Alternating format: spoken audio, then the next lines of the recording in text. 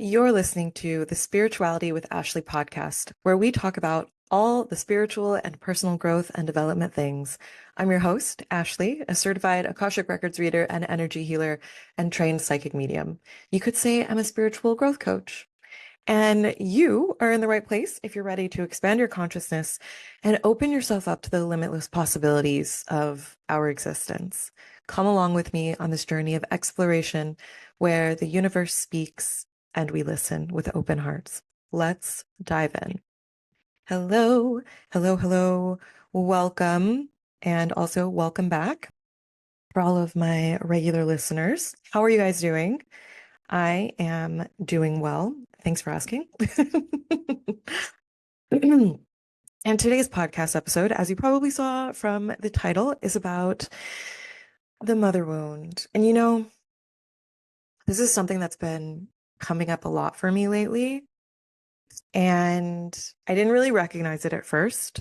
It started with these subtle, subconscious patterns that I was seeing in myself, like people pleasing, feeling like I wasn't good enough, always pushing myself to be perfect, or feeling like I had to work extra hard just to be worthy of love and success.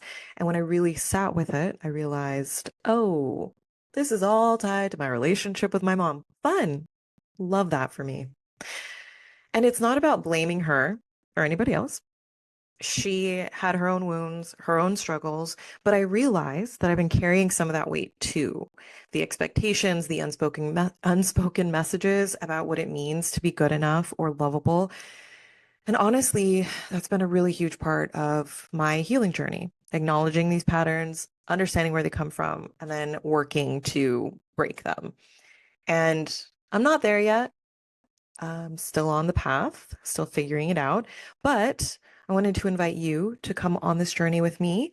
If any of this resonates with you, if you feel like you've been carrying all the weight of generational expectations or struggling with self-worth, then maybe this is something that you are also ready to explore. So I invite you to come along with me. I'm going to share my journal prompts. I've already been sharing them on Instagram, and I'm trying to share my journey and open up and be vulnerable. And holy crap, it's so hard. It is so hard that I was doing this thing where I was trying to post every day on Instagram, and I was doing really well. I was posting every day, sometimes 2 or 3 times a day. I have so much to say, and I'm not trying to rhyme. And I was supposed to announce the mother wound healing for October. I was supposed to announce that on October 1st. And I got so terrified and triggered and just like, oh my God. I started freaking out a little bit. And then I just didn't post anything on October 1st. I don't think I posted anything. And I was like, man, I just need to sit with this.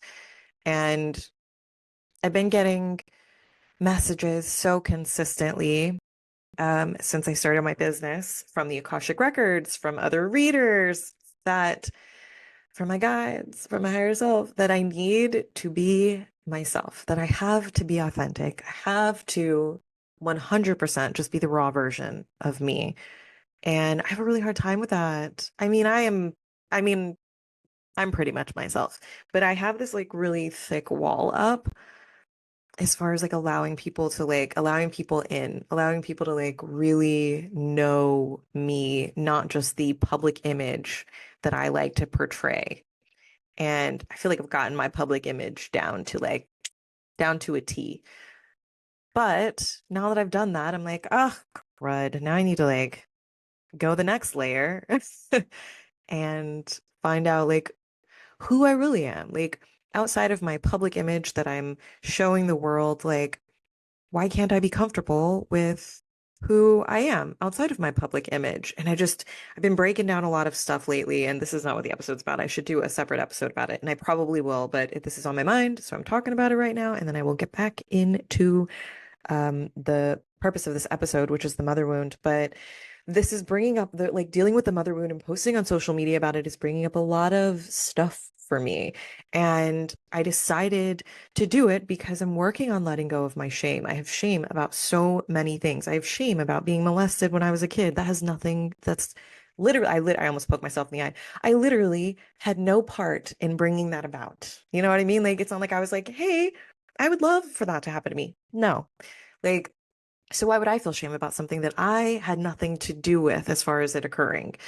Um, and then I also feel shame about just having emotions and showing them to people. And you know what? I've been unpacking this a lot as I've been over the last week, trying to share how I'm feeling, really share my real self, share my stories more, open up, be more vulnerable, and really express my feelings publicly.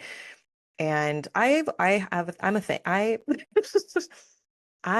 have a saying, go hard or go home. It's not mine. I've been saying it for a long time. I started saying it when started going to the gym and I was like, yeah, go hard or go home. But now I say that in life because I feel like it just resonates with my soul because like that it take the initiative, Aries, go first energy. It's not just Aries, it's the cardinal signs, I'm pretty sure, where we're just like, yeah, we'll be the first ones. Sure, let's go. Bring it on. I'm actually taking an astrology certification course right now because I was like, screw it, I can't do this on my own. I need accountability. So I will be talking about astrology more, but I'm not there yet. So I'm not going to list all the other cardinal signs. Anyway, though, so I decided that I need to talk about my stuff because I remember reading this book by Brene Brown, The Gifts of Our Imperfections or something. I'm going to reread it. It was amazing. I cried so much and it just really opened up my mindset. And this is when I was married and I was just starting my healing journey. And anyway, when I read that book, I realized what I learned. Actually, I didn't realize I learned or remembered, whatever, however you want to say it, that shame breeds shame. When you have shame about something, it makes you want to hide it. It makes you want to keep it a secret. And then the more secret you keep it, the more shame it breeds. And it's just this cycle that does not serve you. And why do we have shame anyway? What is shame? Shame, what is that? Like, it's a waste of your energy. So the things that I'm feeling shame about, I'm feeling shame about expressing my emotions. I'm feeling shame about speaking about my personal experiences publicly. And that's what I wanted to do a podcast episode about is like where we're getting these ideas of the things that are and are not okay. Like where you draw the line as far as like, when is it you just oversharing to the world? And that's kind of what I'm working through right now. Like, and it's different for everybody. Your personal boundaries about what you're comfortable sharing are going to be different from somebody else's. And so, me opening up about my grief and how I feel about my mom passing, I don't feel like that's something to be ashamed of. I don't feel like that's something for me to be embarrassed to talk about. I mean, we all have moms. We're all going to go through this experience one day, or we've been through it already. And when I was going through when I mean I am going through, but when it happened, I was like, man, I wish people talked about this more. I had a few friends who told me about their experiences and it was so helpful. And so as I'm diving into the mother wound and talking about my grief and opening up about that whole experience, I realized like, oh man, there's so many things I haven't been talking about just because I was like, oh no, like I don't want to put my life on the internet. I mean, so who cares? Like, who cares? So that was kind of my pep talk to myself. And also to any of you, because I know a lot of us deal with the fear of judgment, the fear of rejection, and the fear of being seen. And I mean, I'm dealing with all of that too. I've been killed, raped, tortured, shunned, ostracized, all those things. I've had a lot of past lives where I've spoken my truth and used my gifts to help people, and it like backfired on me. So, so I feel it, man. Like showing up on here, sharing my stuff, being vulnerable. I'm gonna cry just talking about it right now. Like it triggers something very deep within me, but I'm gonna keep showing up. I'm gonna keep on being more vulnerable. I'm gonna keep on sharing my stuff until it doesn't feel hard to do it, until I can just be a human sharing my human experience with other humans and not feel any kind of weird way about it. And I feel like the reason we feel a weird way about it is because people judge us and like, oh my God, all the flack that like the Kardashians get, and all their stuff is out there. So of course you're going to judge them. You have lots of ammo. I'm not saying that like you're judging them, but you know what I mean. It's like they're open to judgment. But I feel like that's this idea that we have in our society like, oh, you put yourself out there, you're opening yourself up to like ridicule and judgment. No, no, nope, no. I'm not on board with that.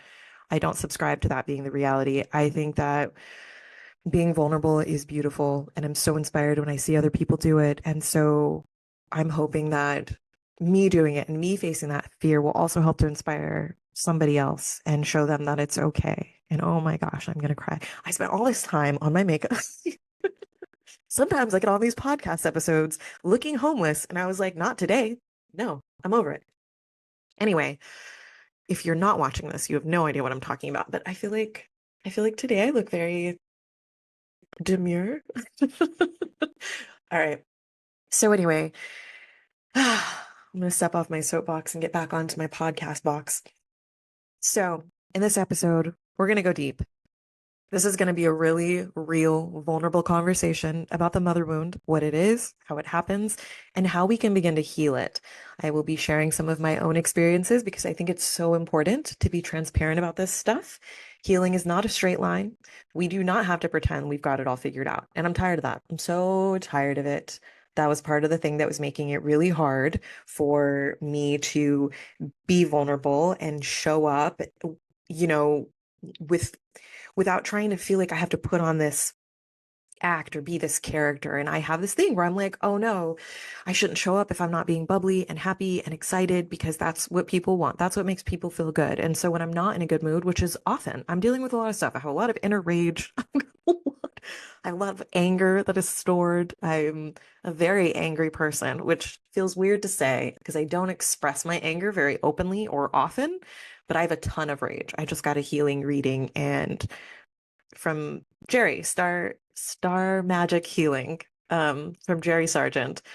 And he, he sends you a 15-minute recording when he does your healing sessions. Or mine was about 15 minutes. I don't know how long everybody's is, but he sent me a recording from when he was doing it. And I will talk about all that in another episode, but he was like, you have a ton of rage and a ton of anger against the masculine because of all the shit that's happened to you through past lifetimes and in your current life. And I was like, yeah, 100%. Nail on the head, Jerry. Thank you for that. And I've been so contemplative and introspection ever since then because I'm like, I need to heal my mother wound. And then Jerry pops up on this recording a couple days ago and he's like, yeah, masculine wounding. And I'm like, ah, of course, of course. As I'm about to heal, I feel like so many things I'm like, I will open a door in my life. I'm like, ooh, this thing needs some attention. I will open that door and then it's like I have, oh, if you guys watch Friends, Monica, one of the characters, has this closet. Monica is this OCD neat freak who is just like super competitive. She's always on point. She always has her crap together. And she has this closet. She's a neat freak. Everybody knows she's an OCD neat freak. And she has this messy closet where like you can't open the door or just crap will start tumbling out of there. And I feel like that's how I've been experiencing my healing journey lately is I will open the door to get one thing out, but then like all 400 things in that closet start like just tumbling out. And so I think it's kind of funny that I was like, yeah, I want to heal my mother wound. I'm going to start working on that. And then the universe is like, actually, you need to work on the masculine wounding too, because you've got a lot of rage. Like, cool, cool, cool, cool. So I will also be doing that. I'll probably do an episode on that too, because y'all know I love to talk about stuff. Okay. So anyway, where was I? Being transparent. Oh yeah, I always feel like I have to have everything figured out, and it was making it hard to show up because I was like, I'm still healing this. I'm still working on this. I don't feel good today. And like, I'm like, you know what? No, I'm a human, and I don't want to portray the image that like I always have it together and I'm always great and I'm just here living my best life and running my business. Like, going through a lot of stuff. I'm learning a lot of things. I have a lot of days where I'm just like, I don't talk to my friends. I don't leave my apartment because I am so overstimulated and I just want to hide. And I want to share that stuff because I know I'm not the only one going through it. So, yeah, I'm going to really try to show the real me. I'm probably going to be crying a lot more. And that's another thing is like I've seen so many people talk crap about people who like get on social media and cry, but sometimes you're talking about stuff and then you're crying, or you just want to show your experience and that you are a human and that you cry when things happen and you're not always smiley. Like, but now I have it in my head where people are like, "Oh, well, you had to like have the whole forethought of like getting your phone. So were you really crying or were you putting on a show because you want sympathy from the audience?" Like, oh my God, there's just so much stuff out there. And I'm over it. I'm over it. I'm over it, man. All right. So by the end of this episode, if we ever get there, by the end of this episode, I will also have a free resource for you. It's a workbook with journal prompts and tips to help you on your own healing journey where the mother wound is concerned. And for those of you who feel like this is something that you want to go even deeper with, I'm also going to be talking about how my emotion code energy healing sessions can support you through this process. I've found that so much of this emotional weight gets trapped in our bodies, and clearing that energy can be such a powerful step forward in your healing. And I've been using the emotion code to help me to release um, emotions that I've stored around my mother wound and for some other things right now. And I'm about to do a session today to start releasing some of that rage and anger, because it's one thing to process things in your mind, but you also have a body where you store energy and trauma. And so you also have to be able to release it from your energy field in your body. So even if you're in therapy and you're working through things, make sure you're releasing stuff through from your energy field as well. And you can do that with the emotion code. And I think I'm going to have an emotion code sale this week or next week, just to bring some more attention to it, because I don't talk about it enough and it's wildly helpful. Okay, so what is the mother wound? So let's talk about what exactly the mother wound is, because I know it can sound a little heavy or intense at first. I certainly avoided it because I was like, oh, the mother wound? That sounds like something, and I don't want to deal with it right now. I'm already dealing with other things. But it's not as wild as it sounds. I was already dealing with the mother wound by by healing some other things that we're going to get into, things that stem from the mother wound I've been working on. And I was like, oh, so I've actually been working on the mother wound. I didn't know it. And that's how it goes.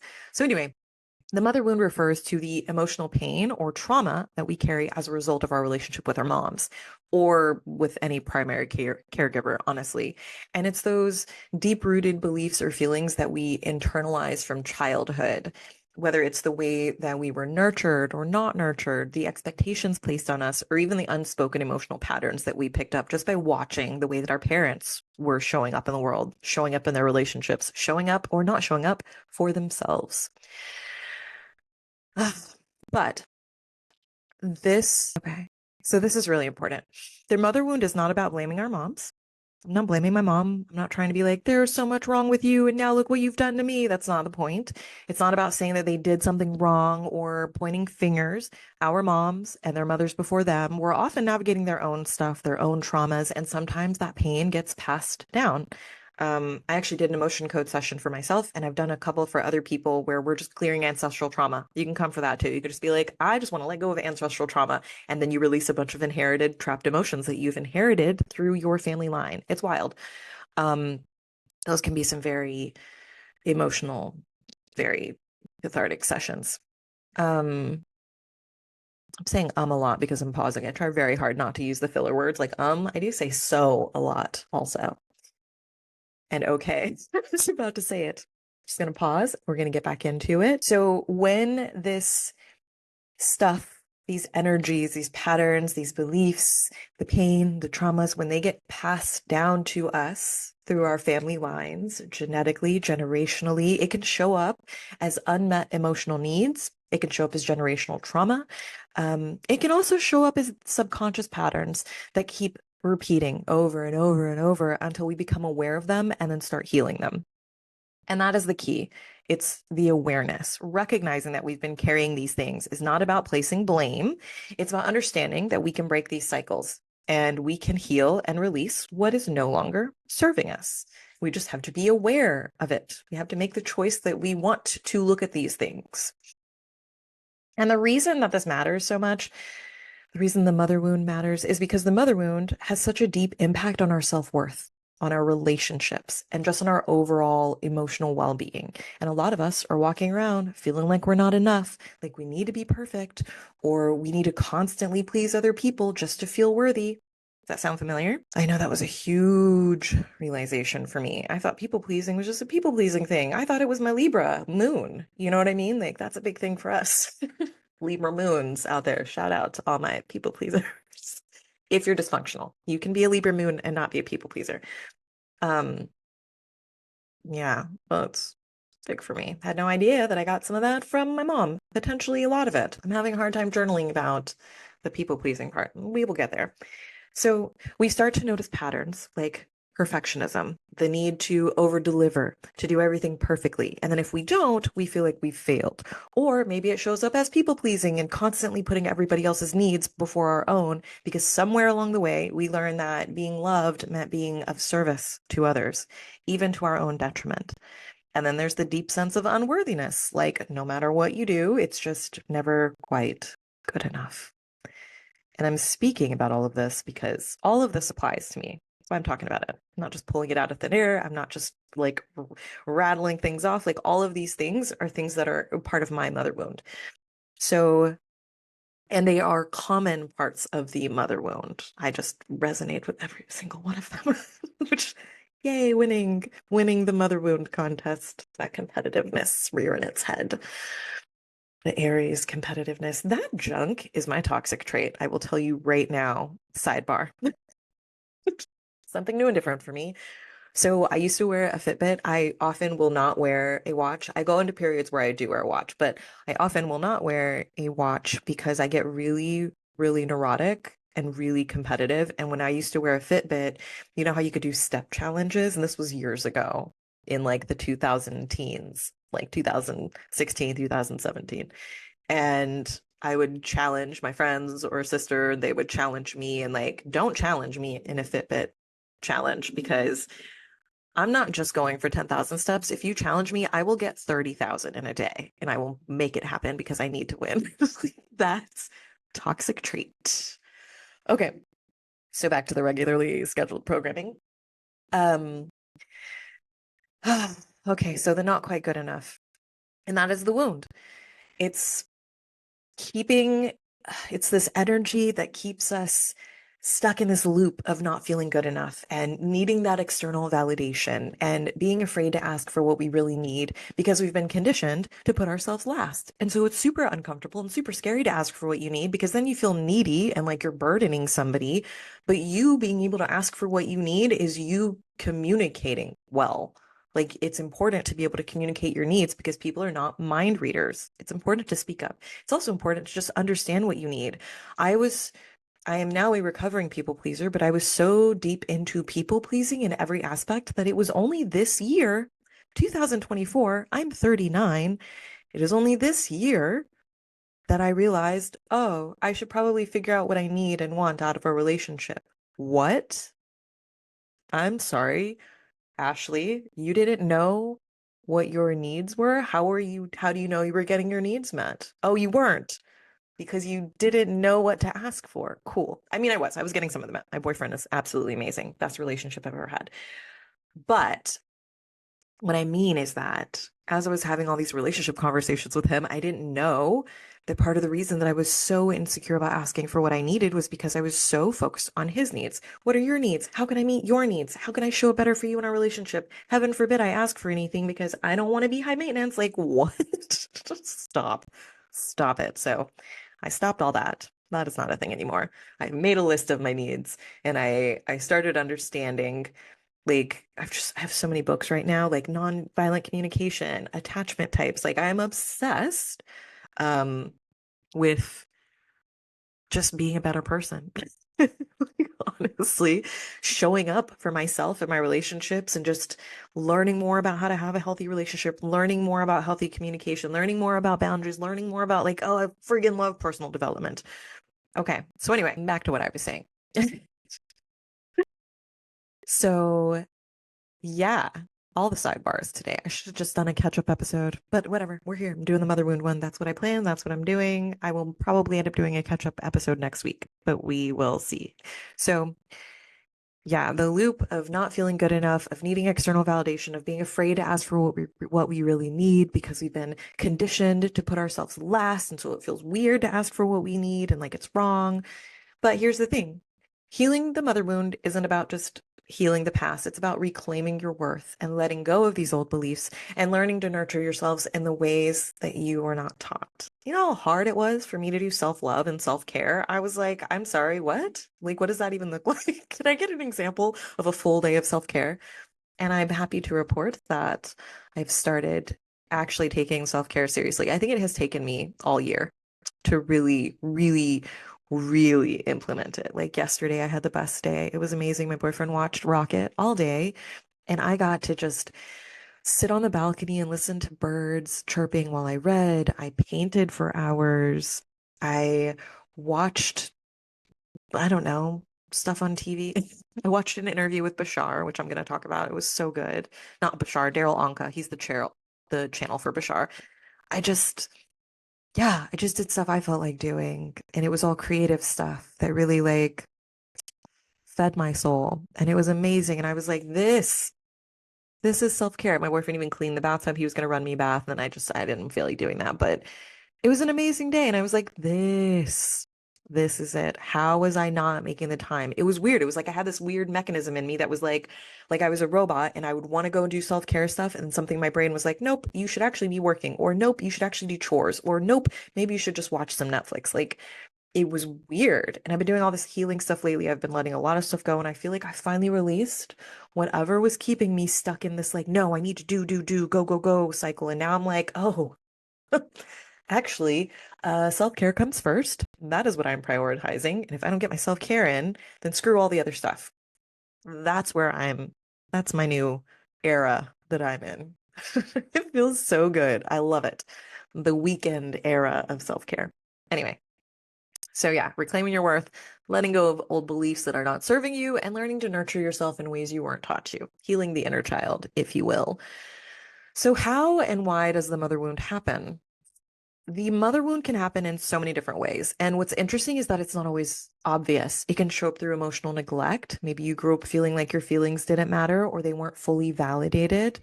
My mom was very emotionally unavailable because she had so much trauma, but she knew so much about child psychology that like it was like a mind fuck for me because it felt like she was showing up for me. Like I could talk to her and she took me to counseling when things happened, but I didn't get the modeling of like how to feel your feelings, what it's like to express your feelings. My mom would often, she tried to get us to bypass our negative feelings. She'd be like, "Oh, you're not feeling good. Like feel better.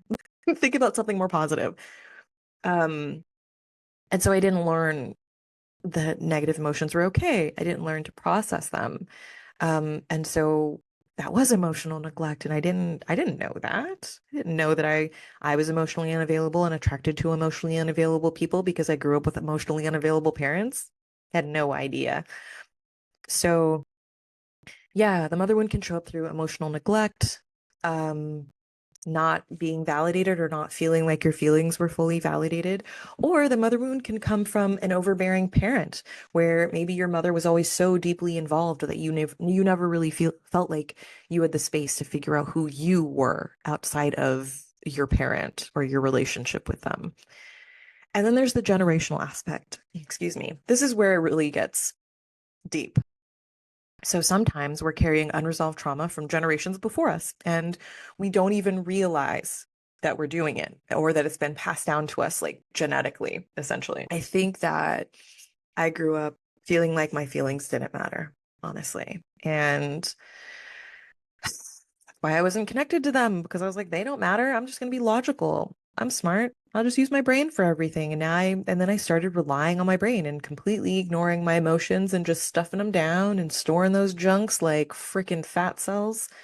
Jesus. So it took me until I was in my early 30s and going through a divorce to realize that my mom had been emotionally unavailable my whole life. I didn't realize it. I started having some conversations with my ex-husband about some of the sexual abuse when I was a kid, and then he started asking me some questions about like where my mom was and what she did and things like that. And he asked me questions that other people had never asked me before. I didn't talk to a lot of people about it. I never really opened up about it because I was so ashamed. And I'm really proud of myself because I feel like I've mentioned it a few times here and there, but I haven't actually unpacked it myself. So I'm not going to go into it until I start unpacking it myself. But I can mention that it happened, that it's there. It used to be a super secret. Like I was like, I can't let anyone know this happened to me because it makes me gross. Like, nope, stop. No, it doesn't. There's nothing wrong with me. I'm great. So yeah, I didn't find out my mom was emotionally unavailable my whole life until my 30s. And it was such a wild realization because I remember her being such an amazing teacher and so well versed in child psychology, like I mentioned. And when I was a child, I told my mom that I was being molested, and she immediately took me to a doctor. And then I was in therapy. So it always felt like she was emotionally supporting and nurturing me. But as I've been healing this wound, I've been able to open my perspective and a lot. I've been able to open my perspective a lot and see things from multiple angles. And she definitely did the best that she could. And she had a lot of trauma, and her mom wasn't the best role model for what a parent should be. So my mom was really flying blind, as many parents, as all parents do. I think you don't know what you're doing until you're doing it. And and I say that as someone who's not a parent, but that is just my perspective as a non-parent person. Um, I know it's a hard job. It seems like a difficult job. I don't want it. I'm team no kids. I've never wanted to be a parent, and I still don't want to be a parent. I don't think I'm ever going to change my mind. But I love that other people are so into it and doing a wonderful job and want to be better at it and are like sharing. I love hearing about parenting stuff, which is weird. But anyway, probably because it's psychology and I love anything psychology related. So anyway, my mom suppressed and bypassed her trauma so much that I didn't get taught how to process mine. And so I was in my 30s before I started exploring my emotional capacity. And the only emotions that I could get in touch with or recognize were anger, sadness, neutrality, and occasional joy. But I don't even know if it was real joy. It might have just been like contentment. Like, oh, this is cool. Um, and it was really difficult for me to connect with how I was feeling. I remember as an adult, after doing a lot of this work and going to therapy for years, I started showing up differently in my relationship with my mom. And oh my God, you would have thought that I was like physically abusing her. And I feel like she actually did say that I was abusing her at some points. And I was like, you need to chill out. Let's all chill and stop it. So my mom, she was just not having it, man. And she took it really personally that I was changing my values, that I was changing my behaviors, that my reactions were changing, and that I was trying to set boundaries. Uh, my God. It was a roller coaster and such a painful time for me. I felt so unworthy. I was so depressed. I felt really lonely.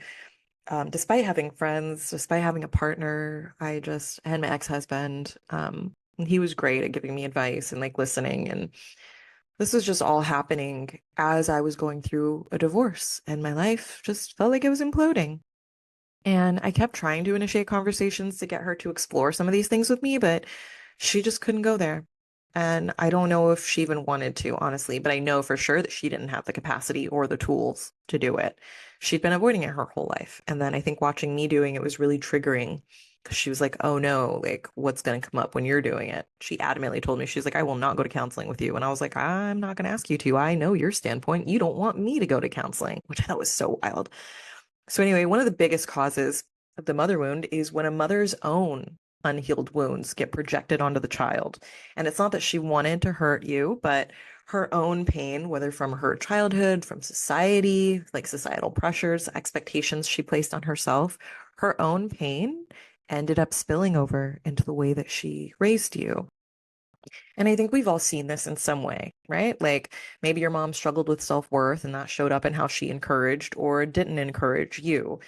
Or maybe she had her own deep fears and anxieties that unintentionally got passed down to you. I remember growing up, my mom would always talk about how fat she was, and she would specifically say she looked like a beached whale. And my mom was super athletic. She was not fat. She was rarely even a little bit overweight. She grew up on a farm, so she had that dad strength. You know what I'm talking about? Like that superhero strength. Where you're like, how did you just do that? You are crazy strong. Something that I feel like farm people have, or farmers. Farm people? What am I doing? People who grow up on farms, people who farm, strong, just crazy strong, very functional strength. And she was freaking strong. And she was an athlete on top of that. She was a distance runner. She rode horses. She worked out. She swam. She did all kinds of stuff. Like she was always really active. She was such a big health nut, and I just wanted to be like her. I thought she was so beautiful and so perfect.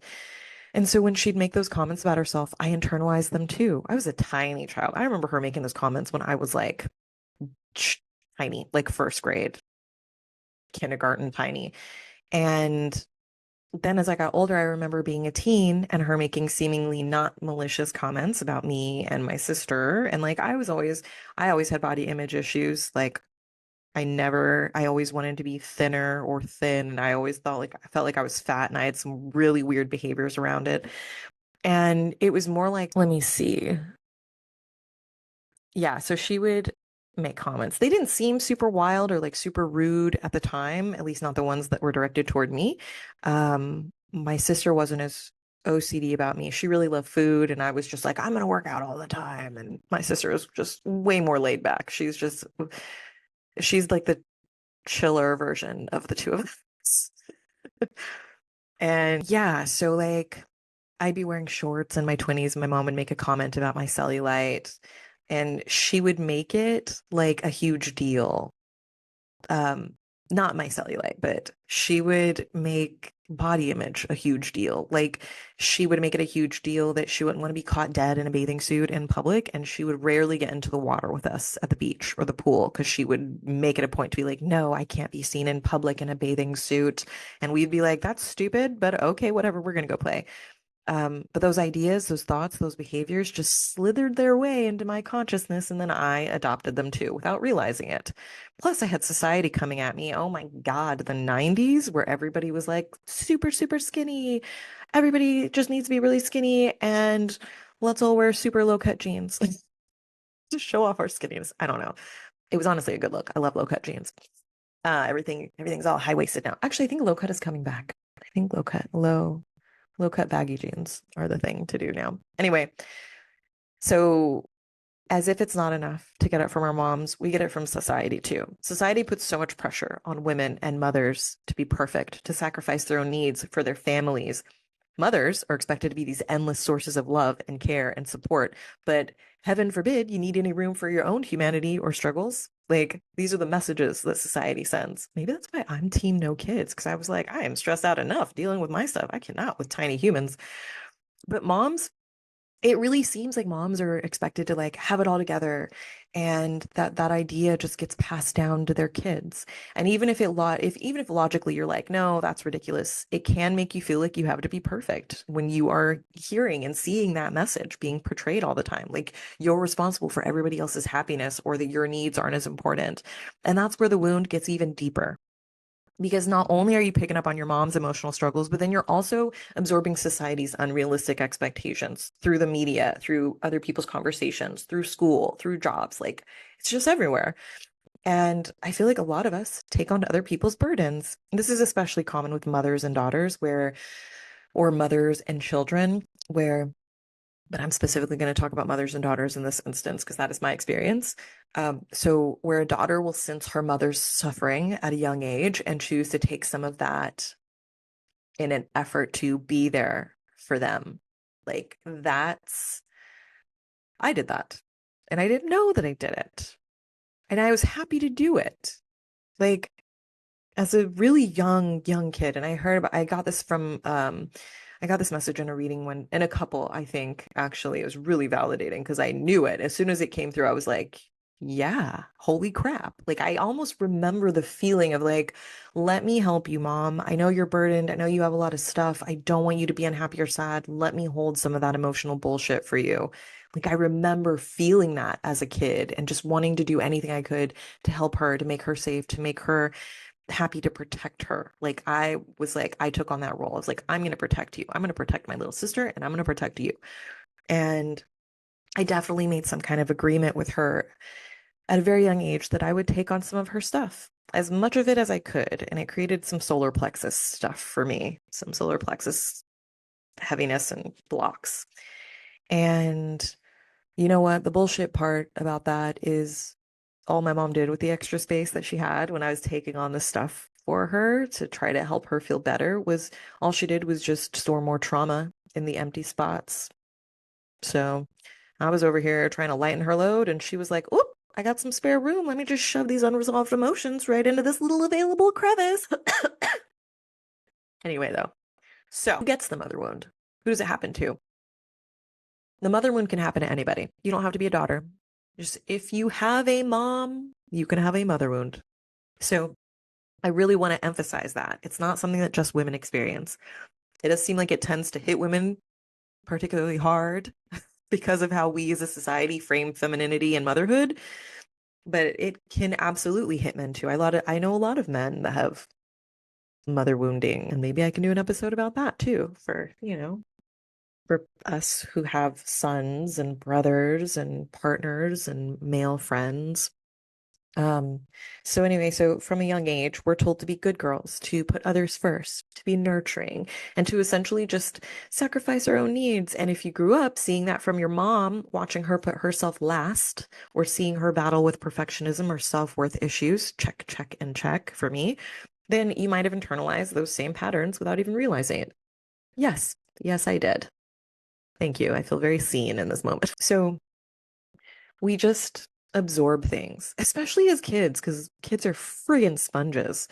And I know for me, there was a specific moment when I realized how deeply this wound was showing up. I was feeling like I was constantly bending over backward for other people, whether it was in work and relationships or just my day-to-day life. And I had this underlying belief that I just was not enough unless I was doing enough.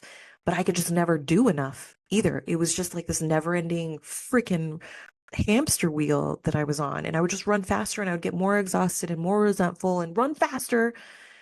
And that belief did not come from nowhere. The whole like I'm not doing enough, and if I will be good enough when I'm doing enough, but I can never do enough. That didn't come out of nowhere. It was something I picked up from watching my mom struggle with the same freaking thing, feeling like she had to prove herself through overworking, being super dedicated all the time, always going above and beyond through self-sacrifice. And she wore it like a badge of honor. And I was like, I just want to be like her. Like, I was like, I want to be it. Well, I didn't want to be a mom, so I didn't want to be a single mom, but I was like, I want to be a strong, independent woman. I don't need anybody. I don't ever want to get married. Watching my mom's relationship with Alan, my dad, like, ugh, I was like, I don't know why anybody would do that. Never wanted to get married. I did get married. That is a topic for another episode, my reasoning for why I got married. But anyway, so I watched my mom go through these cycles, and it's this endless cycle of feeling like you're never enough. And that's the core of the mother wound, self-worth. And it's so prevalent, like the feeling of being unworthy, having low self-worth, like having self-worth issues, such a common pain point for so many of us, so many of us. And so, when does the mother wound happen? Exactly.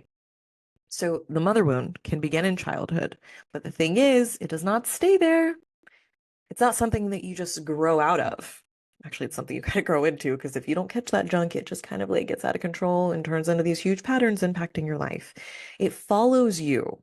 The mother wound starts in childhood, or it can begin in childhood, and then it follows you into adulthood, and then consequently affects how we view ourselves, how we're showing up in relationships, and even how we parent if we become parents ourselves.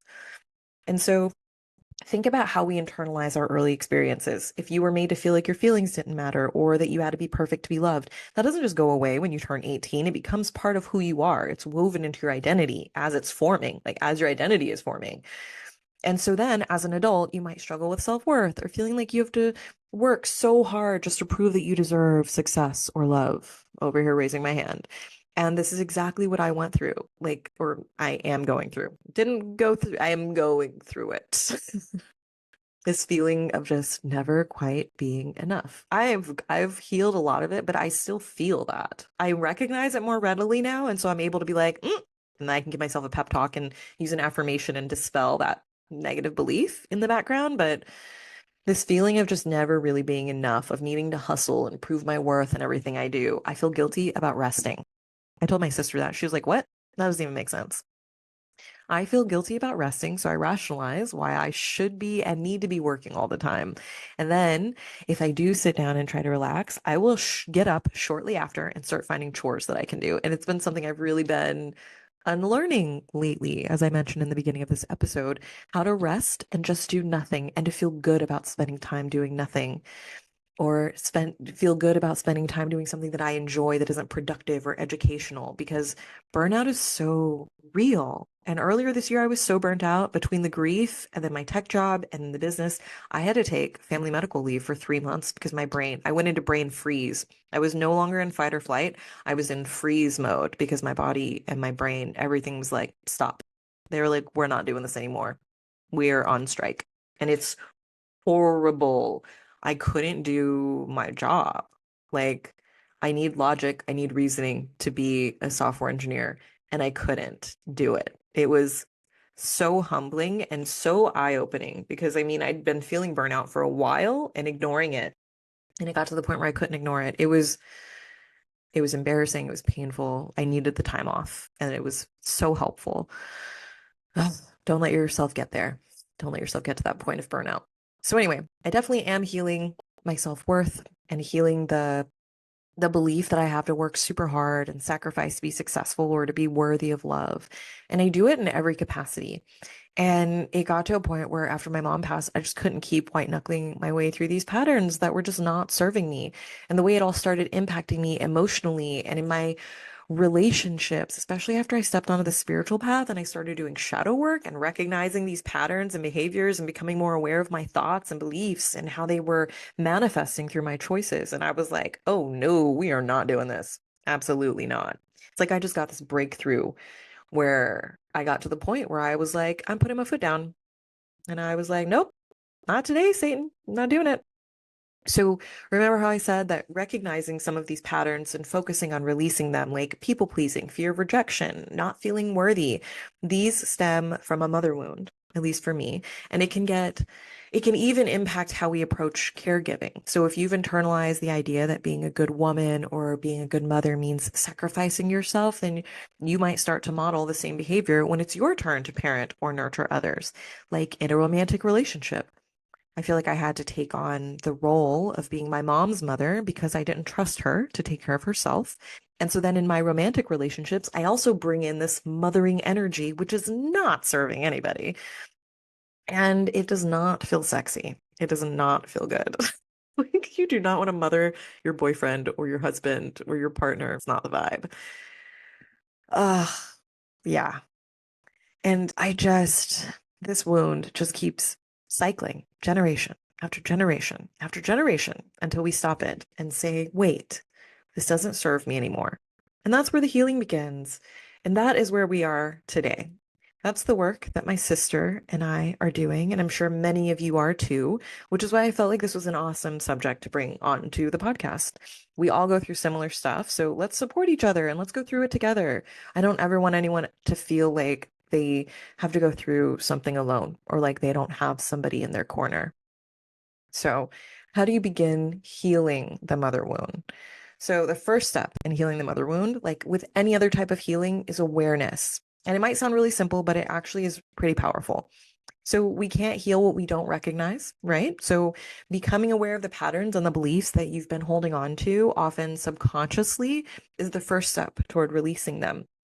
So, for example, do you feel like you have to overwork to prove your value, maybe?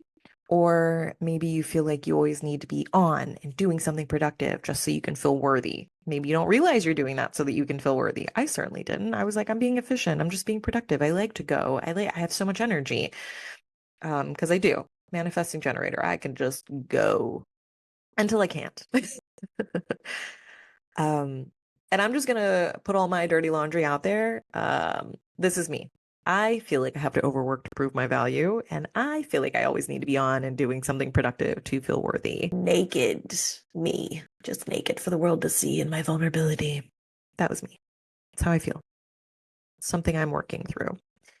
So if that's not you, if you don't resonate with those things, the whole like overworking to feel worthy or always needing to be productive and on in order to feel worthy. Maybe you have a fear of expressing your needs because deep down you've internalized the belief that asking for help is selfish, or that your needs aren't as important as others' needs, or that you're just going to be a burden. And that you can take care of most of your needs yourself, so you're just not going to trouble anyone else with them. These are really common patterns that stem from the mother wound, which I was not aware of. I thought these were all just their own wounds, you know? So it actually is a bit of a relief to know that they're from one common denominator, the mother wound. Yay. It's kind of comforting, honestly, because then I don't have this huge list of junk that I need to let go of. You know what I mean? It feels more manageable. No? Just me? Cool, cool, cool. So anyway, once you start recognizing these patterns, whether it's perfectionism, people pleasing, constantly putting yourself last, whatever it is, once you start increasing your awareness, you can begin to see how these patterns have shaped your life. And the thing is that these patterns are often passed down from generation to generation. But just because you've carried them does not mean that you have to keep carrying them. Awareness gives you the power to start choosing differently so you can let go of things that you don't need to carry anymore. Okay, so the next part is huge. Self-compassion, my favorite. And I'll be honest, this is something I've had to really lean into on my own journey. When you start digging into your wounds, especially something as deep as the mother wound, a lot of emotions can come up. And they do. They will and they do. Guilt, shame, anger, sadness, resentment. And it's easy to get stuck in this loop of blaming yourself or feeling resentment toward your mother or caregivers. Like, why didn't you just do a better job? Look at all the shit I have to deal with now. That was me. That was me at first. I was like, F you for not dealing with your crap, because look what I have to deal with now. And that's why I didn't want to have kids for a long time.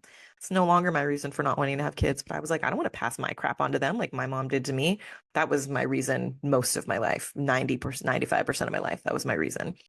So what I'm learning is that self-compassion is everything. Self-compassion is the thing. You have to give yourself permission to feel all of the emotions without judgment and forgive yourself for carrying the wounds in the first place. You are not responsible for the pain or patterns that you inherited, and you do have the power to heal them. Now, you do have a choice. You always have a choice. So be gentle with yourself. This is very deep work, and it requires a lot of kindness, patience, and understanding.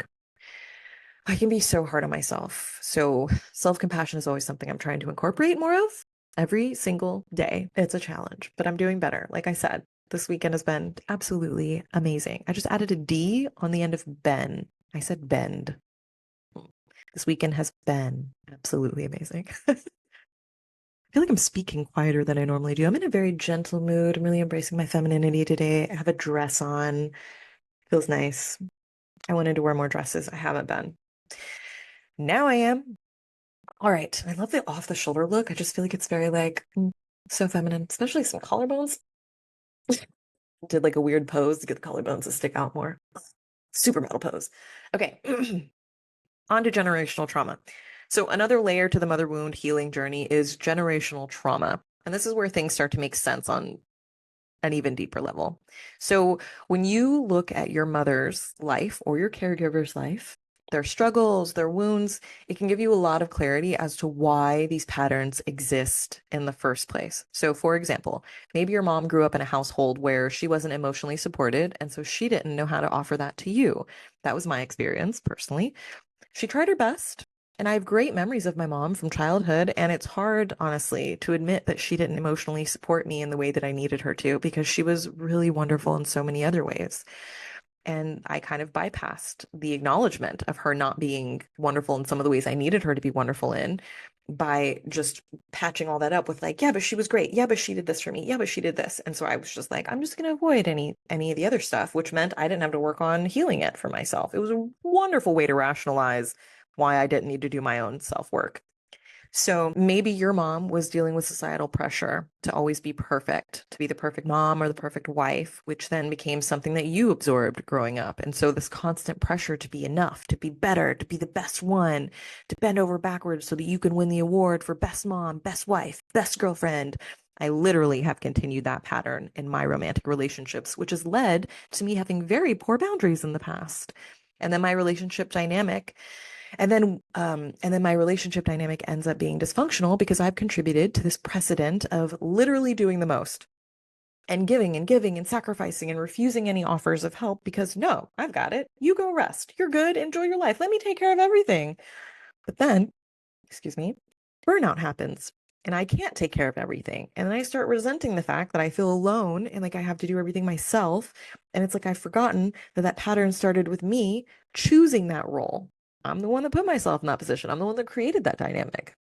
Wild. I've been unpacking that for myself this year because I was like, God, I need help. But then every time my boyfriend would offer me help, I'd be like, no, I'm fine. I got it. Independent woman over here.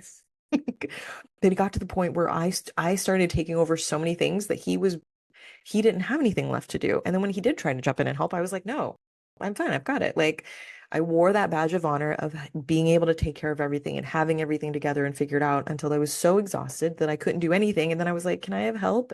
And it was weird to try to start fixing that dynamic because it had gotten so skewed and unbalanced that then we were both uncomfortable trying to like rebalance it.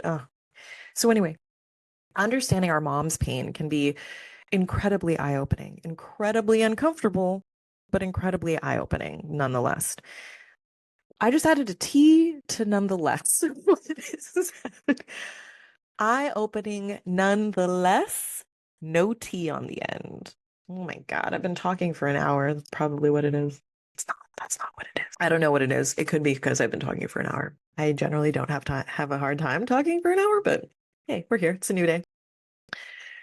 So it helps. I think that understanding our mom's pain can help us to see that a lot of the behaviors and beliefs that we are carrying or have been carrying aren't just about us. They were passed down to us. And it can really give you context, which my analytical mind absolutely loves. And it can foster a lot of empathy. But this is so important. Just because you understand where it comes from doesn't mean that you don't still need to set boundaries and prioritize your own healing. And that was another lesson I learned. I became aware of some of these things, and then because I understood my mom's pain, I enabled it, which further perpetuated the mother wound and hurt our relationship. So, lesson learned. It is okay to have compassion for your mom while also recognizing that you need to heal and protect your own emotional space. The two can exist together. Empathy and boundaries are both so essential to this process, and having and maintaining or respecting your own boundaries and then upholding them is self-respect. It's self-love. And it doesn't make you nicer. It doesn't make you sweeter or a better person to betray your own personal boundaries. Um, it doesn't make you a nicer, sweeter, better person to betray your own boundaries to make someone else more comfortable or to avoid conflict, which is something that I have a pattern of. And oh my gosh, it was so hard for me to learn that. The people pleaser in me was just like, no, just let me forget about my boundary this one time. Nope, not doing it. Self-respect, self-love. So after all that work that has gone in to me establishing boundaries, like, no. Oh, I heard a quote. My sister said it to me the other day. She found it on social media. I'm actually going to post it at some point. But it said, make sure your boundaries are stronger than your empathy. Oh, that hit me so hard. I was like, oh, love that. Because my empathy has definitely overridden my boundaries so many times in my life. And I was like, oh, well, I'm being empathetic, so it's okay. No, self-sacrificing and betraying yourself are not ever okay. No, no. Oh, when I first started trying to set boundaries with my mom, I was still married. It was so dramatic. It was so dramatic. Oh my God. And I felt like I was gonna die. I'm laughing now because it's so real. It's so painful. It's so real. Like panic attack level triggered. It was horrible. Yeah, the first time I tried, it did not go well. And then it took me 8 years of continued kind of half-ass trying. And I finally did it about a month and a half before she passed. Oh my God, which was incredibly difficult for me to wrap my head around because I spent so long avoiding setting boundaries with her because I was so worried about stressing her out and being the reason for her death or for her having a stroke. I was like, oh no, I can't set boundaries. What if I stress you out so much that like you die? Pause. And then I set some boundaries with her and I stuck to them despite it feeling like I was the one dying. And boom, 6 weeks later, I get a phone call from the emergency room in California on the other side of the United States. And the inevitable thing, that self-fulfilling prophecy. No, I'm not going to do that. I was kidding, but it's like a dark joke. I shouldn't kid about this. Actually, there is no shouldn't, but I tend to kid about things because, defense mechanism. I like laughing. It feels better. So I'm sidestepping emotions live on a podcast. Welcome. Welcome to the Spirituality with Ashley's show. So anyway, yeah, I was really scared to set boundaries. I was so worried about how it would affect my mom. The people pleasing, it was rationalizing things for me again. Like, no, what about your mom? You can't set boundaries because what about your mom? How's she going to take it? No, boundaries are for me. Boundaries are for you. They're not for other people. And me setting boundaries is not what killed my mom. first of all, pretty sure she chose an exit point. She was very miserable. And I worked a lot on the whole, like, I'm not going to feel guilty about her death thing. I was the best daughter I could be, and I tried my hardest to be a good person and show up in our relationship in a way that, served both of us. I did the best that I could, and I did the best that she could, and I'm really letting go of that guilt. No guilt, no blame. We make our own choices, and sometimes things happen, and it seems like cause and effect, but sometimes it's a different cause that makes that effect. So there's that. Anyway, the guilt and blame took a little while to set in for me. It was not immediate when my mom passed, but man, I've had to do a lot of healing around that situation. I really had to embrace and believe that it is still a good thing to set boundaries and that me setting boundaries was not what caused my mom's passing.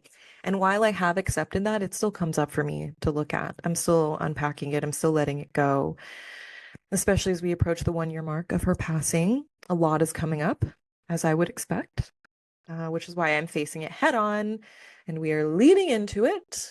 Let go. No more avoidance. We are letting the things go because that is another pattern, man. Me avoiding things. Nope. Putting a stop to that. Less avoidance until no avoidance, trying to extinguish that behavior.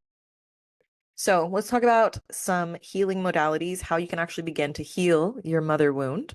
One of the tools that I personally really, really love is emotion code energy healing. And if you've been following me for a while, you probably know that I use this method a lot because it's so powerful for clearing emotional imprints, emotional energies that are trapped in the body, in your energy field. And so the way the emotion code works is that it helps to release the emotions that have been stored in your energy field, emotions that you may not even realize you're carrying. And this is especially important when it comes to healing the mother wound because so much of this wound is stored as emotional energy in our bodies. Isn't that wild? Think about all the times you felt like you had to be perfect or the moments that you buried your needs to avoid conflict. Those emotions do not just disappear. They get stuck. And over time, they weigh you down. And in some cases, they can even eventually manifest into physical ailments. So, through the emotion code, we can release those trapped emotions. We can clear away the energetic baggage and create more space for healing. It's like peeling back the layers of an onion. You get to the core of the pain and release it from your body, which frees you up from all of the burden of like carrying that heavy energy and allowing it to impact your frequency and impact your choices. And when you are able to release that from your energy field, from your body, when you let go of it, the emotion code, when you're using that to release, that's you consciously being like, I'm putting this down. I'm letting it go. I'm not doing this anymore. And it frees you up to step into this more empowered, healed version of yourself, to create more of a clean slate so that you're not reacting based on these old stored emotions that you're not even conscious of. Like, it's wild. Like, you know how I said that I have a lot of stored rage and anger? When I get triggered, my rage, my anger, like they get triggered. And so then I don't just feel a normal reaction. I feel a reaction times 100. Like I fly off, like I see red and I just completely go into this like anger mode. It's wild. And I'm just like, and then it makes me feel bad because I'm like, I don't feel like an angry person. But I have these outbursts because I've so much stored. It takes very little to trigger that emotion that's stored because now that it's stored and it's been stored for so long, it's so much bigger than it originally was. It's so much heavier and stronger. And so anything that pokes it, any similar feeling, like unleashes that anger beast. And it's so uncomfortable. It's uncomfortable for me. It's uncomfortable for people around me. Let's be honest. So anyway, when the frequency of the trapped emotion is no longer hanging out in your energy field and disrupting your flow of energy, it's easier to connect with your inner peace and to let go of the charge that's associated with those feelings, kind of like I just described, where like if you're feeling anger and then you get frustrated or something, it can feel like you're having this angry outburst because that stored anger is getting triggered by this other thing that's really not crazy, but it feels like a way bigger deal because it's all of the stuff that's being triggered. It's like a domino effect. And so as you release those trapped emotions and you lessen the charge of those emotions and you clean your energy up, it lessens the feeling of that emotion, it lessens the charge of it. Yeah, I think that's a great way to put it. I'm going to stick with that. Not to the point of you never experiencing that emotion again. You can still experience the emotion again, but it won't impact you so profoundly anymore. And when you feel it, it won't feel so intense because it won't carry the weight that it did. So releasing my anger, releasing my rage using the emotion code means that the next time I get frustrated, the next time I'm in traffic and I get triggered by somebody cutting me off, I'm not going to be a rage monster. I will just feel the frustration in that moment. Like, what the heck? Instead of being like, "Wah!" You know what I mean? Okay. I hope you do. So you can kind of think about it like this. So let's take anger as an emotion. When somebody, I literally, this is what happens when you veer from the script that you wrote for yourself. So let's say somebody cuts you off in traffic and makes you angry, but you're on an important phone call. So you compartmentalize the anger instead of expressing it. You swallow it, essentially. That instance of feeling anger and then not processing it is like dropping a red Skittle into a big old jar. It's just one little Skittle of anger. Giant jar, tiny little anger Skittle. The jar is your emotional and energetic capacity, which impacts your well-being and how you feel, how you move about in your life, in the world. So now let's say that you have anger that's already stored in your body and your energy field as emotional baggage from a few different events throughout your life. If you've already got a few instances of this trapped anger built up in your body and your energy field, then when you experience anger again, like when you get cut off in traffic, for example, instead of it being just this one Skittle dropped into the jar, it's like the jar already is full of red Skittles. And then instead of the anger just being a red Skittle, it gets magnified into this giant red apple that you're trying to stuff into this jar that's already pretty full. And then instead of Yeah. And so then trying to get the red apple into the jar that's already full because you already have all this stored anger, you don't just get to drop it in. And that it's a red apple. It's not a tiny red Skittle anymore because your reactions, when you feel anger, it's not a tiny Skittle since you have so much stored anger. It turns into a bigger deal. So then instead of producing a red Skittle, you produce a red apple. It's way bigger. And then when you try to put the red apple in the jar, like you do with your other anger emotions, it creates a mess because there's just not as much room. And then that instance of anger triggers all the other instances, all the other red Skittles that are already in there. They feel the pressure from you trying to shove the apple into the jar, and then the jar breaks because there's just no more room to keep stuffing things in there. And the jar breaking could be the equivalent of a panic attack, an angry outburst, really bad road rage. Maybe in circumstances, seeing red and doing something else that would put you in prison. Like, I'm just being very extreme. But I mean, the jar breaking is like the you reaching capacity. Like the, yeah, I feel like you get what I'm saying. So when you release trapped emotions with the emotion code, it's like you're emptying the jar and creating room. You're creating a clean slate. You have an open jar and you can just get back to dropping little Skittles in and then taking little Skittles out as you catch the trapped emotions and process or let them go. So when you feel anger, it's just a Skittle. It's a lot easier to manage. I hope that made sense. I hope that made sense. Sometimes my metaphors and analogies are like, what? Just make things up and hope they stick, but whatever. So I know that this work is deep and it's something that we can't just do overnight, but I really do believe that emotion code energy healing is one of the most effective ways to support healing the mother wound. There are a lot of ways, definitely, that you could support it, but because I'm certified in the emotion code and I use it myself, I feel like it's very effective and I love that as a tool for this. And by working on the energetic level, we can clear the deep-rooted emotional patterns that have been passed down, and that's where the real freedom comes in. So if this is something that you feel called to explore, I'm offering emotion code sessions that are specifically designed to help with healing the mother wound. So that'll be the focus of the session is healing your mother wound. We'll work together with your subconscious to identify the trapped emotions related to your experiences, and then I'll guide you through releasing them so that you can start to feel lighter, more whole, and more connected to your true self. And if you want to continue doing the emotion code for yourself, you can get the book and learn to do it for yourself. It's actually a really simple, easy process. So wildly, wildly simple. So if you're ready to dive into this healing, you can book an emotion code session on my website, ashleybrickhouse.com. And when you come to the session, just let me know what you want to work on. Or you can let me know you want to work on the mother wound, and I will take it from there. And I just want to be here to support you on your journey.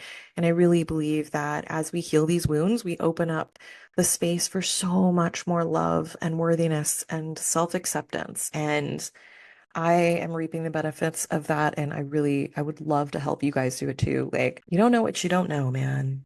And there have been so many times where I've looked for support or I've wanted, help or direction with some of these things and don't know where to go. So hopefully this helps give you some of that. Okay, so one of the most powerful tools I've personally leaned into outside of the emotion code is journaling. I've also leaned into the Akashic Records and channeling messages. So combining journaling with your insights from Akashic Records can be so incredibly helpful. Oh my God, it's one of my favorite things to do. I've channeled some really amazing messages, helping me to understand my mom's journey and being able to let go of my attachment to her journey so I can focus on mine. Like, oh my gosh, it's so cathartic. So cathartic. But if you're not accessing your own Akashic records, you can still journal to help you process emotions and gain insights into your own mother wound. And you can always book an Akashic Records, a channeled Akashic Records reading with me, and I can channel some insights for you about your mother wound. That's totally open to you as well.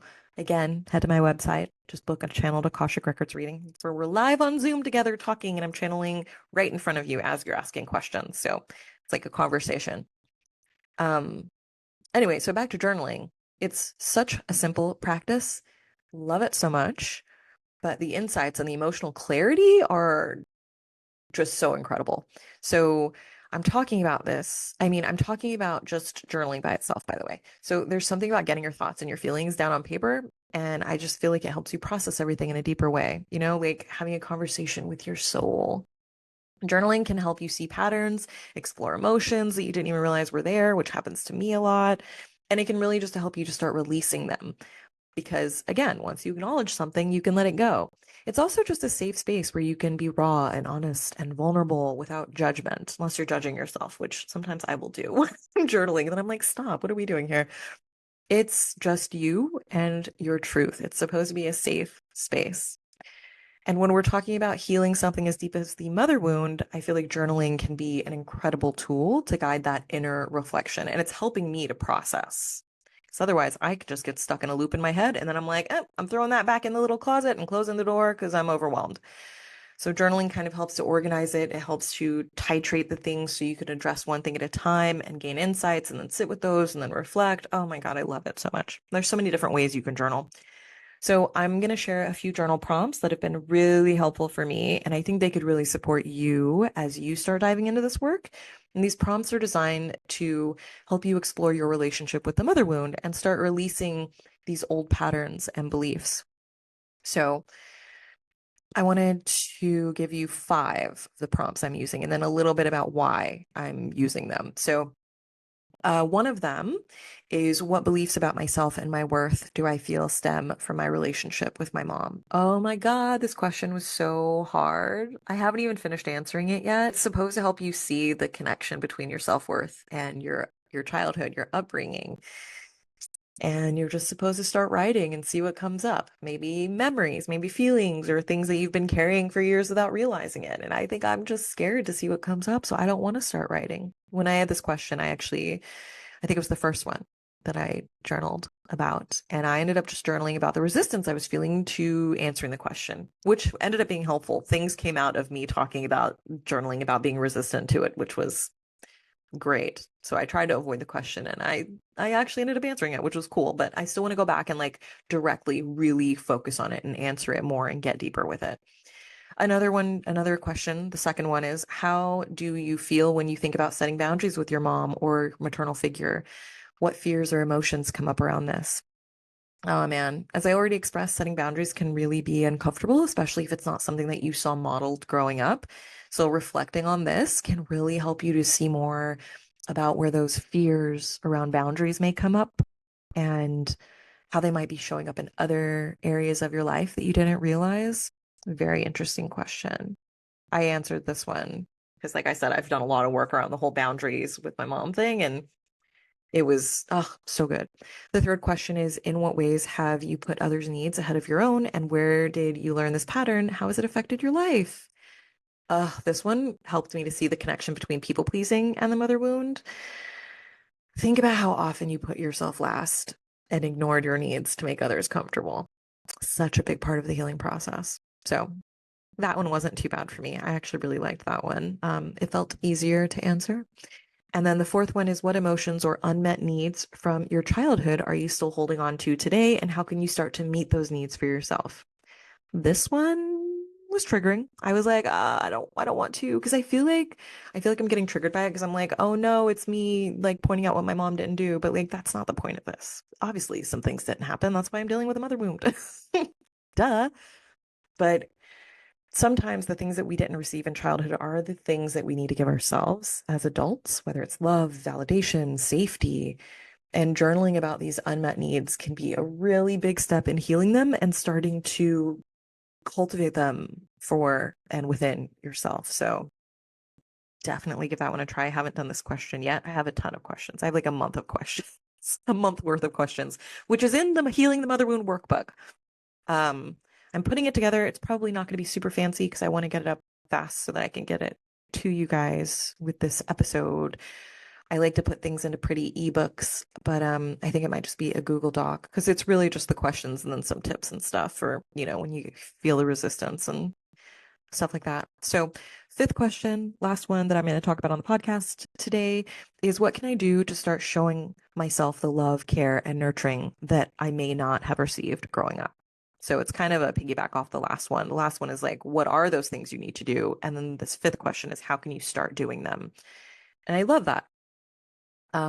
Thinking about ways that you can reparent yourself and offer the love and support that you've probably been craving for a while and just didn't realize that's what was fueling your behaviors or your choices. And how can you start filling your own cup? And I feel like that's a conversation I have with people pretty often is how can you fill your own cup? So anyway, I encourage you to sit with these prompts, take your time, let whatever needs to come up, come up. There is no right or wrong way to do it. Just be honest with yourself and be gentle. And if you're feeling like you need extra support on this journey, don't hesitate to reach out.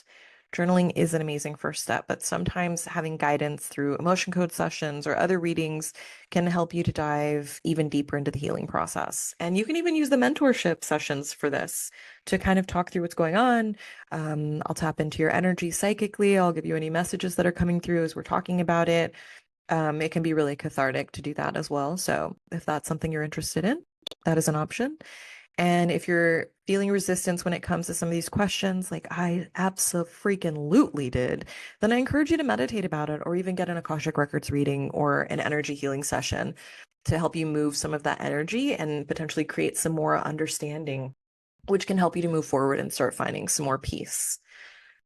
So I've also been diving into this healing journey via books because I love reading. If I didn't have my background on right now, you'd see the stacks of books behind me because I still haven't gotten a bookshelf. But once, yeah, anyway, so I've been diving into this incredible healing journey. And you know how it goes. Once you start, you find all these resources that just speak to where you're at. And I recently came across two more books. I'm going to talk about three, but I found two that look really interesting that I'm going to add to my little collection. And so the one, I'll do the one that I had already last. Okay, so the first one is Mother Hunger by Kelly McDaniel. Apparently, this book, and I ordered all of these, so I have them all. I'm going to read them, so I will be talking about them. So Mother Hunger explores how our early relationships with our mothers affect our adult relationships and our emotional health. And from what I heard, it really digs into that core need for love and care and nurturing and how not getting those needs met can show up in different areas of our lives, especially in our relationships as an adult. And I haven't read it yet, but just the concept felt really, really relevant to the mother wound healing that I'm doing. So I will keep you posted once I start reading it. The second book I found is Adult Children of Emotionally Immature Parents by Lindsay C. Gibson. And this one is about understanding emotional immaturity and how it impacts us as children and adults. And it gives some really insightful tools to help identify these patterns and start healing from them. Again, I have not started it yet, but it is on my list, and I'm really curious to see how it connects with the mother wound work that I'm doing or that we're doing, all of us. And finally, there's It Didn't Start With You by Mark Wolin, which I actually own and I have started reading. And by started reading, I mean it is on top of my pile because that is what I'm going to start reading next. on top of the pile means I basically already opened it and reading it. That's just, we need to be on the same page with my vocabulary. So I've had this book since last year. Um, Lorena Espiga, who I mention often, one of the two sisters I'm always talking about, she recommended it to me because when we were talking about family constellations, she was like, this book will help you to kind of understand. Um, so the book It Didn't Start With You by Mark Wolin, it's about generational trauma and how patterns get passed down through families. It is very eye-opening, I am sure. Um, and I'm hoping that it's going to help me to understand how deeply ingrained some of these wounds can be. I'm all about some ancestral trauma and stuff, like not about it, but like releasing it, healing it. Yeah, so I'm really excited to start reading this. I'm going to start reading this book next. And if you're interested in diving into the generational aspects of the mother wound, then it might be for you too. I will let you know how it goes while I'm reading it. So, um, now, if you are feeling ready to dive into the healing work of the mother wound with me, I created something special for you guys. I put together a free workbook that is designed to support you on your journey of healing the mother wound, and it's filled with journal prompts. It's got emotional check-ins, free like questions for you to ask yourself to check in with yourself, and then it's got some practical tips to help guide you through the process in a really grounded way. So it's got journal prompts, emotional check-ins, tips for boundaries and self-compassion, and then a section for tracking your progress. So questions to kind of like keep you accountable and again, check in with yourself. It's totally free. I designed it to be something that you can work through at your own pace because healing takes time and there is no rush, and we are all on our own individual healing journeys. So the goal here is to give you tools to start, and then you can revisit it as often as you need to. And if you want to download the workbook, you just have to head to the link in the show notes, or make a copy of it in your Google Drive. Or you can DM me on Instagram and I'll send it to you. Okay, so um, what else? Yeah, I think that pretty much wraps it up. This is the longest episode I've ever done. Love that. It's okay if you feel like this is really big, and if you're on this journey, if you have been thinking about healing the mother wound, it can be overwhelming just to even consider unpacking it. So no pressure. Maybe just listening to this episode put it on your radar, and that's totally fine. If you are ready to start diving into it, I'm happy to have you on this journey with me. Don't forget about the free workbook.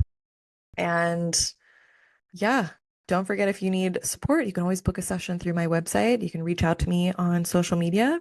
Instagram is your best bet. I don't check TikTok messages, but I do check Instagram messages almost every day. And you can also email me at support@ashleybrickhouse.com. Thank you so much for spending time with me today and just being here with me on this journey and consciously witnessing my vulnerability. I love you so much. If you found this episode helpful, please be sure to subscribe and share it with somebody else who could use these insights. I appreciate each and every one of you for being here, and I cannot wait to connect with you again soon. As always, I would love to hear your thoughts or any questions that you might have, so feel free to reach out on Instagram at Spirituality with Ashley, or you can email me at support@ashleybrickhouse.com. Stay mindful, stay focused, and keep believing in yourself. Until next time, keep dreaming big and living your best life. I will see you in the next episode.